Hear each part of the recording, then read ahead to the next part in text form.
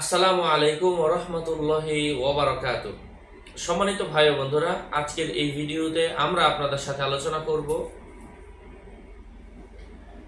চারটি এমন জিনিস যে জিনিস থেকে আল্লাহ রাসূল সাল্লাল্লাহু আলাইহি ওয়াসাল্লাম আমাদেরকে পানাহ চাওয়ার জন্য বলেছেন।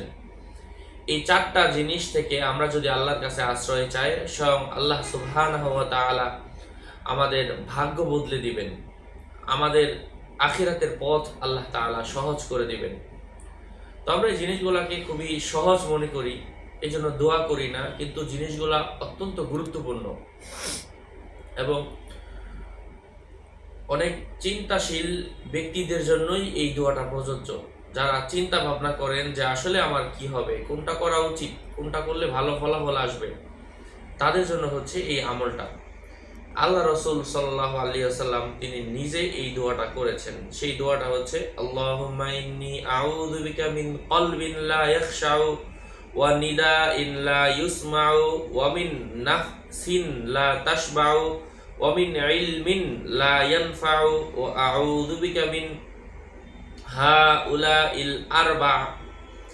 তো এই চারটা জিনিস থেকে আল্লাহ রাসূল সাল্লাল্লাহু আলাইহি ওয়াসাল্লাম নিজে আশ্রয় চেয়েছেন। এই চারটা জিনিস যদি আল্লাহর থেকে কেউ আশ্রয় না চায়, সে জীবনে সফল হতে পারবে না, ওই ব্যক্তি সাকসেস হতে পারবে না।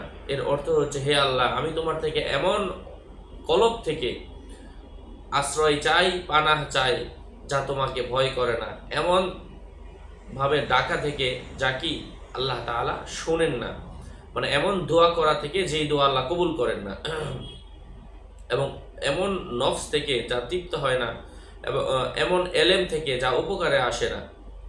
ইনশাআল্লাহ এই কাজগুলা যদি আপনি করেন, আল্লাহ সুবহানাহু ওয়া তাআলা স্বয়ং আল্লাহ তাআলা আপনাকে একজন সফল ব্যক্তি হিসাবে দুনিয়াতে দাঁড় করিয়ে দিবেন। এই হাদিসটা হযরত ইবনে আব্বাস রাদিয়াল্লাহু তাআলা আনহু থেকে বর্ণিত। যাই হোক, ইবনে মাজাহ শরীফের হাদিস 3837 নম্বর। আল্লাহ তাআলা আমাদেরকে এই দোয়াটা বেশি বেশি মোনাজাতের মধ্যে করার তৌফিক দান করেন। আরও আপডেট পেতে আমার সাথেই থাকবেন। আমার ভেরিফাইড চ্যানেলের ডিসক্রিপশন বক্সে ক্লিক করলে পেজ আর আইডি আসবে, এর বাইরে অন্য কোনো পেজ নাই, কোনো আইডি নাই। আমার নাম লিখে শুধু শুধু ফেসবুকে সার্চ করবেন না, কারণ সার্চ করলে হাজারো মানুষের আইডি আসবে। আমার নাম আর ছবি থাকলে ওইটা আমি না, প্রত্যেক আইডি ভিডিওতে আমি সাবধান করি।